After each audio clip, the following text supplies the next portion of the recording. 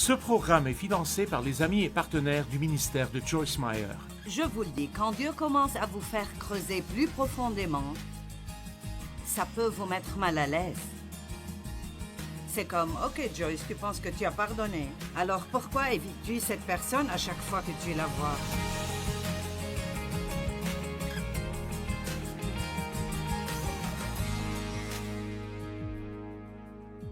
Eh bien, je vais vous poser une petite question. Avez-vous déjà été blessé par quelqu'un d'autre? A-t-on abusé de vous? A-t-on menti à votre sujet? Ou vous a-t-on menti? Vous a-t-on trompé ou dupé? Avez-vous vraiment fait beaucoup pour quelqu'un et puis quand vous aviez besoin de lui, il n'a plus eu de temps pour vous? Mince, c'est dur, n'est-ce pas? Après tout ce que j'ai fait pour toi. Bon, alors je suppose que si je veux être un très bon chrétien, je dois revenir en arrière et dire « D'accord Dieu, si je m'attends à ce qu'il me rende l'appareil, l'aurais-je vraiment donné quand je les ai aidés? Ou est-ce que j'amassais des points pour qu'ils me doivent quelque chose plus tard? Vous savez, allons au fond ce soir, d'accord? Ne perdons pas de temps à la surface. Parlons de ce que c'est vraiment et finissons-en. Maintenant, je ne peux pas penser à un meilleur exemple dans la Bible que Joseph, et peut-être que... Vous savez que Joseph a pardonné à ses frères, mais son histoire est tellement incroyable. Ses frères étaient jaloux de lui parce qu'il était le bébé de papa, et il avait un manteau spécial avec de jolies couleurs, et il n'aimait pas ça. En plus de cela, il a rêvé qu'il allait être au-dessus de tous et que tous se prosterneraient devant lui. Étant jeune, il était un peu bête et il ne savait pas mieux que de leur raconter son rêve. Mais sa plus grande erreur était juste l'immaturité. Ce n'était pas qu'il était méchant. Alors ils l'ont détesté. La Bible dit clairement qu'ils le haïssaient et qu'ils l'ont vendu à des marchands d'esclaves. Ils allaient le tuer et dire à son père qu'une bête sauvage l'avait tué. Mais ils ont fini par le vendre et ils ont dit à son père qu'il était mort. Et ils ont mis du sang sur son manteau et l'ont repris. Et les marchands d'esclaves l'ont ensuite vendu à un homme riche nommé Potiphar. Et la femme de Potiphar a désiré Joseph. Et Joseph a maintenu son intégrité envers Dieu, peu importe ce que cela lui coûterait. Je veux répéter ça. Il a maintenu son intégrité envers Dieu, peu importe ce que cela lui coûterait. Peut-être que je dois répéter. Nous avons besoin de personnes qui ont un certain niveau d'intégrité dans leur vie et qui ne vont pas en dessous quoi que ça leur coûte.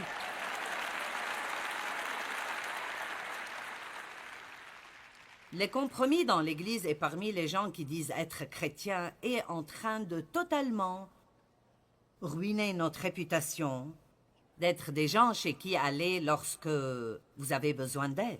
Ceux-là même qui vous tentent de faire des compromis vous haïront si vous le faites.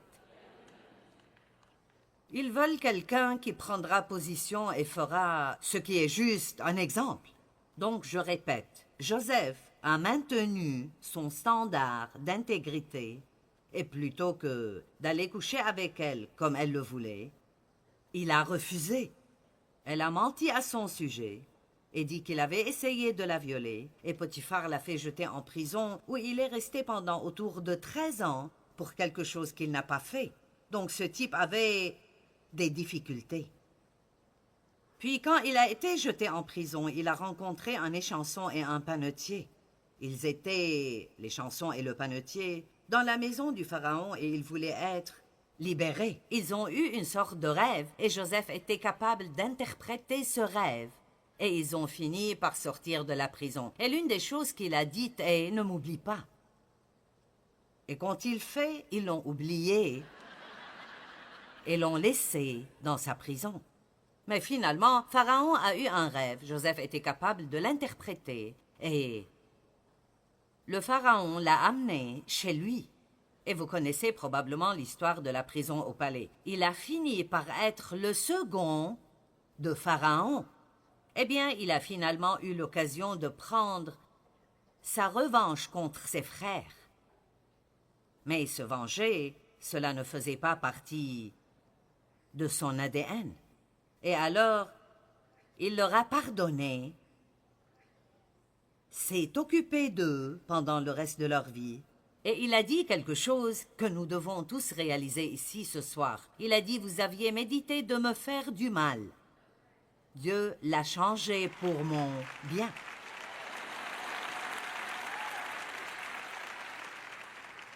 Donc, en d'autres termes, Dieu l'a permis dans le seul but de faire mûrir Joseph. Et le fait est que nous ne grandissons pas dans les bons moments. Nous en jouissons, mais nous grandissons dans nos moments difficiles. Et quiconque ici a traversé quelque chose de difficile, et vous en avez fini maintenant, vous regardez en arrière et vous dites, c'est là que je suis devenu un homme ou une femme. C'est là que j'ai grandi en Dieu. Parce que lorsque vous avez des problèmes, et c'est un test, l'un des messages de demain consistera à laisser votre test devenir votre témoignage. Parce que vous devez vous rappeler que le témoignage commence par l'épreuve, le test. Donc, beaucoup de gens, après avoir passé un test, ne font que se plaindre. Ils ne se rendent jamais au témoignage. Vous savez, nous sommes tellement amoureux de Jésus quand rien ne va mal. Oh, nous sommes tellement amoureux du Seigneur et si heureux de le louer quand nous recevons la promotion, quand nous nous marions, quand nous recevons ce que nous voulions, nous nous marions ou nous en finissons. Mais Dieu nous mettra à l'épreuve avec des moments difficiles. Et regardons les Écritures pour voir si nous allons suivre ses commandements ou non, et si nous l'aimerons autant dans la vallée que nous l'aimons au sommet des montagnes. Et Dieu le fait parce qu'il veut utiliser chacun d'entre nous. Dieu a un plan et un but pour chacun et chacune d'entre vous. Pas une seule personne n'est laissée de côté. Dieu a un plan et a besoin de chacun d'entre vous. Si vous pensez que le monde va être gagné par une poignée de prédicateurs dans leur chair ou par quelques personnes à la télé, vous avez tort, car la plupart des gens qui ont besoin de Jésus ne viennent pas à l'église et ne regardent pas des chaînes chrétiennes, à moins que leur télé soit bloquée dessus et qu'ils ne puissent pas l'enlever. Et j'ai eu un gars qui m'a dit ça. Il a dit, « Tu m'as absolument effrayé. » Il a dit qu'il était dopé et que c'était au milieu de la nuit. Il a allumé la télé et j'y étais et il ne voulait pas m'écouter. Alors il a essayé de changer de chaîne et elle ne changeait pas. Il a dit le seul bouton de ma télé qui marchait était celui qui haussait le volume. Il est allé chercher de nouvelles batteries. Les amis, c'est toujours la même chose. Impossible de se débarrasser de moi. Dès que mon programme était terminé, la télécommande a recommencé à fonctionner. Il a dit qu'il s'est mis à genoux, a commencé à se repentir et a été sauvé.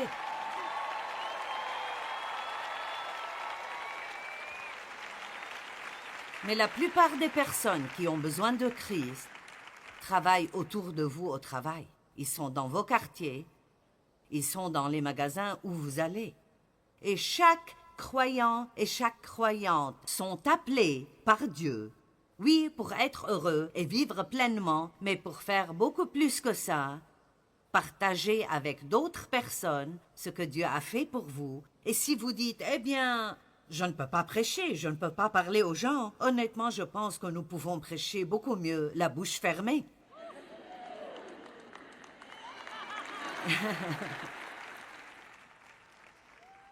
Ce que nous devons faire, c'est sortir et vivre la vie. Nous devons agir comme des chrétiens. Alors que pensez-vous qu'il se passe quand quelqu'un au travail vous maltraite? Vous savez qu'ils vous maltraitent, ils savent qu'ils vous ont maltraité, et tout d'un coup, ils ont un besoin, et vous êtes le premier à intervenir et à dire « j'aimerais t'aider ». Eh bien, vous savez, Rien n'embarrasse plus vos ennemis que de les aider quand ils ont des ennuis. Et rien ne rend le diable plus en colère que quand vous aimez vos ennemis, car dès que vous commencez à le faire, il perd le contrôle sur vous.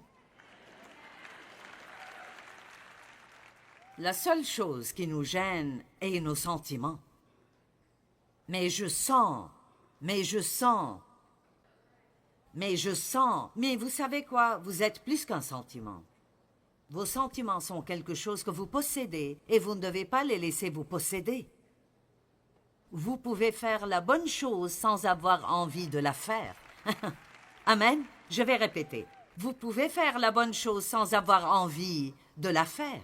Si je fais ce qui est juste seulement quand j'en ai envie, nous aurions tellement de dégâts. Et vous? Donc, Paul a été blessé plusieurs fois, je veux dire. Il y a quelques écritures ici qui sont étonnantes.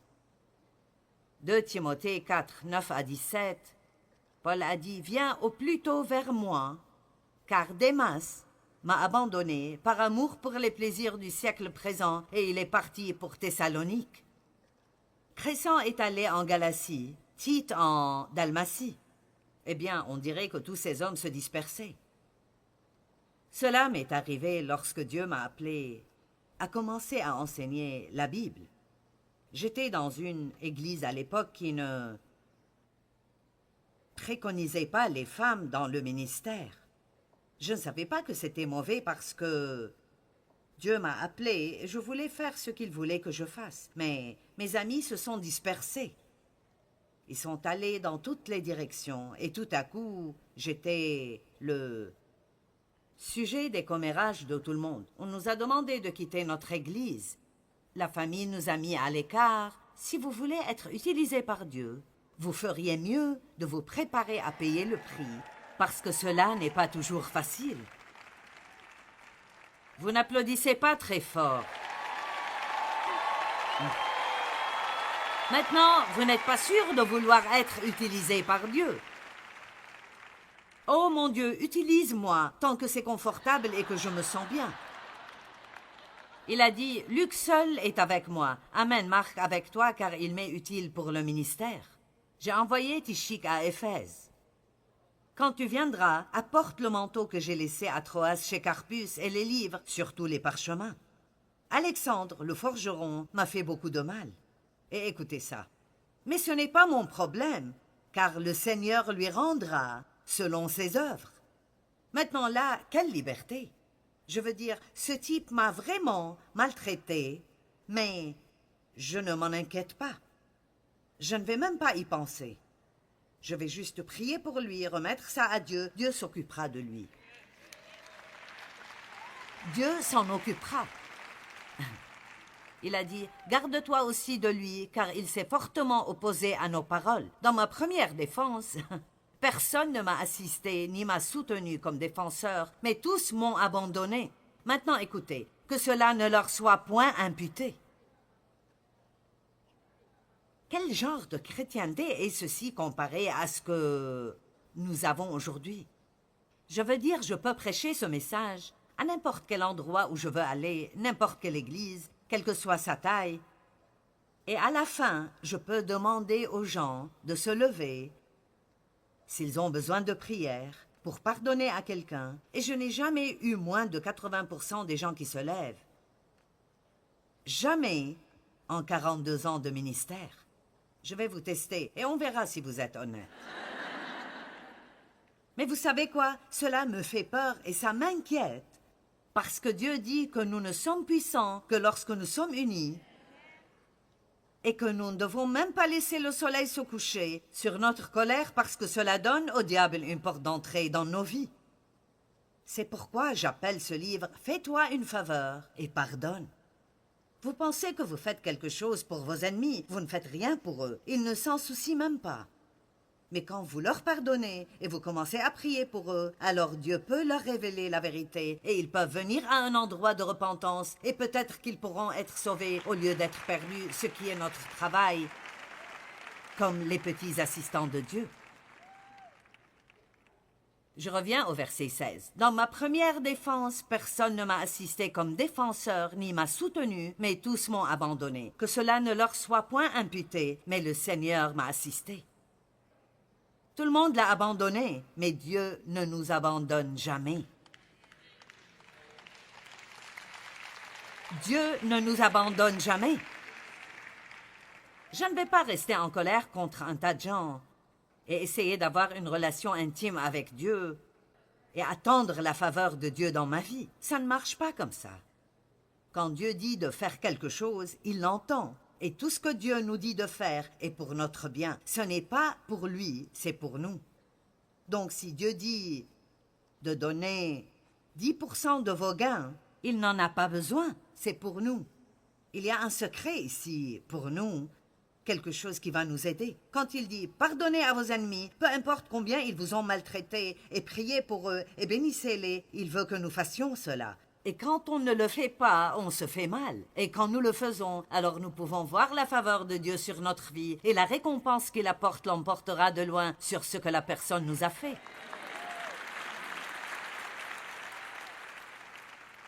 Et je peux presque entendre certains penser « Mais tu ne sais pas ce qu'ils m'ont fait. » Mais tu ne sais pas ce qu'ils m'ont fait. Je ne sais pas, mais je sais ce que mon père m'a fait et que j'ai passé de nombreuses années à le haïr, et cela m'a rendu amer et difficile à vivre. Et ce que vous avez à l'intérieur sortira vers d'autres personnes. Allez, j'ai dit, ce que vous avez dedans, vous le sortirez vers d'autres personnes. Et parfois, vous ne remarquez même pas l'amertume, le ressentiment et les attitudes qui sortent de vous. Je ne les remarquais pas. Et vraiment, je pensais que j'avais pardonné à mon père jusqu'à ce que Dieu me demande de l'aider. Et je refusais l'idée en pensant que ça venait du diable. Je pensais que c'était impossible que Dieu me demande de le faire. Il vivait à Missouri et Dieu a dit « Amène-les près de toi. Prends soin d'eux jusqu'à leur mort. » Y avait-il quelque chose en moi qui voulait faire ça? Pas une fibre de mon être ne voulait dépenser de l'argent pour eux, faire quelque chose pour eux, les voir, leur donner quelque chose. Rien. Mais c'était la plus grande faveur que je me suis jamais faite de toute ma vie. Et les gens rient quand je dis cela, mais c'est la vérité, c'est donc inutile que je prétende. Ils étaient assez vieux, et donc j'ai pensé, vous savez...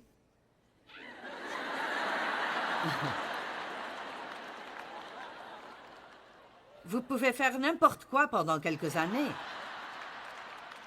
Mais nous avons une certaine longévité dans notre famille. Ma mère avait 90 ans quand elle est décédée. Je me suis aussi occupée de ma tante. Mon père est décédé à 86 ans, mon grand-père l'âge de 102 ans. Je cherchais des statistiques sur le nombre de personnes vivant jusqu'à 100 ans et plus. Seulement 2,02% de la population totale, et la plupart sont des femmes.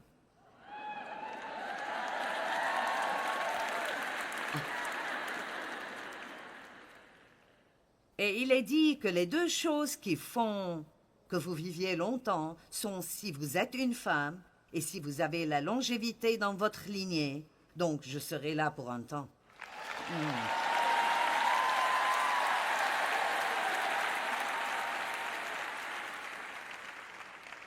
Allez, ce n'est pas la première fois que vous entendez un message sur le fait de pardonner. Vous avez probablement entendu... Aussi longtemps que vous avez été à l'église, vous entendez sûrement au moins 1 ou 2 par an. Mais contre qui êtes-vous en colère? Contre qui êtes-vous toujours offensé? Un peu d'amertume. Vous savez que l'amertume est un peu, c'est cette petite chose sournoise. Parce que c'est comme...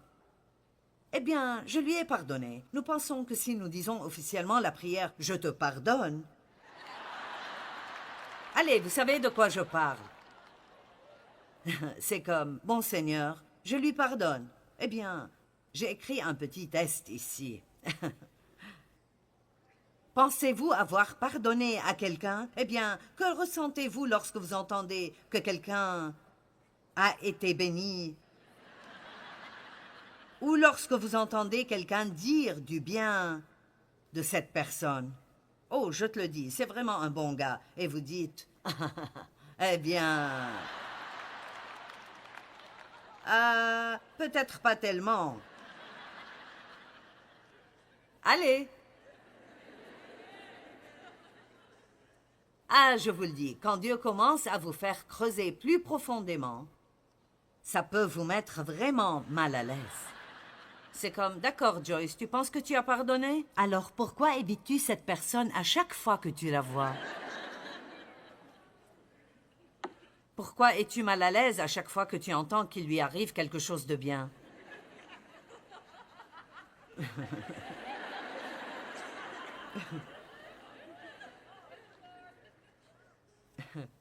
Priez-vous pour qu'il soit béni?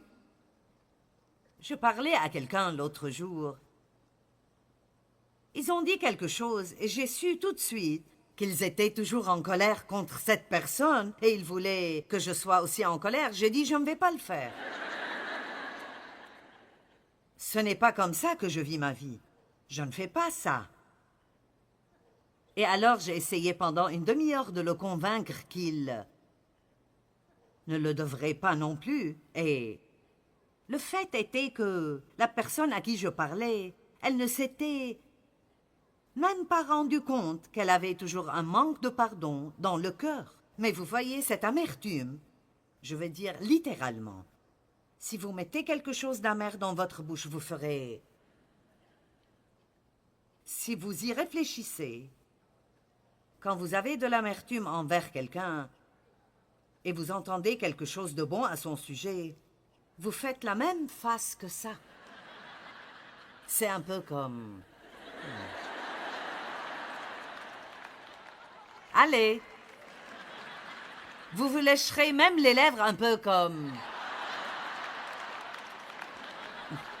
Je parie que vous pouvez tous le faire. Mais je t'aime avec l'amour du Seigneur. Oh, je ne peux pas supporter ça. Je me souviens que le pasteur nous a fait faire cela souvent. Les pasteurs incitent les gens à faire des choses qu'ils ne voudraient pas faire eux-mêmes. Et il y avait une fille là-bas qui m'avait vraiment blessée et qui racontait des mensonges à mon sujet. Et va aimer quelqu'un avec l'amour du Seigneur. Et elle était la première personne que j'ai vue. Et c'était comme si le Saint-Esprit me disait « Finis-en ». Vous savez, la seule façon de démolir ces forteresses est de faire ce qui est difficile à faire. Allez, juste une écriture. Si nous ne pardonnons pas à nos ennemis, Dieu ne nous pardonnera pas.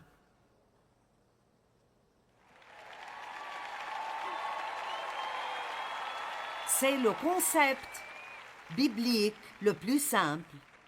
Pardonne-nous nos ennemis, comme nous avons pardonné.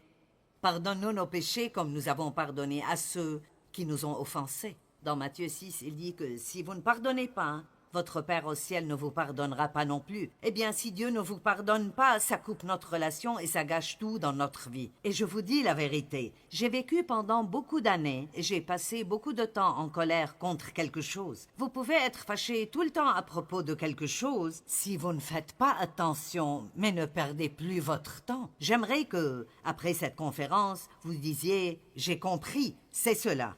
Je ne vais pas perdre un jour de plus de ma vie en colère contre quiconque.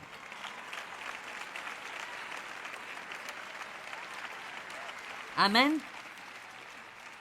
Qui avait besoin d'être ici ce soir? D'accord. Vous parlez d'une amélioration du pouvoir dans votre vie. Commencez juste à vivre sans colère et sans offense et voyez ce que Dieu fera pour vous. Vous savez pourquoi il vous honorera? Parce qu'il sait que c'est difficile.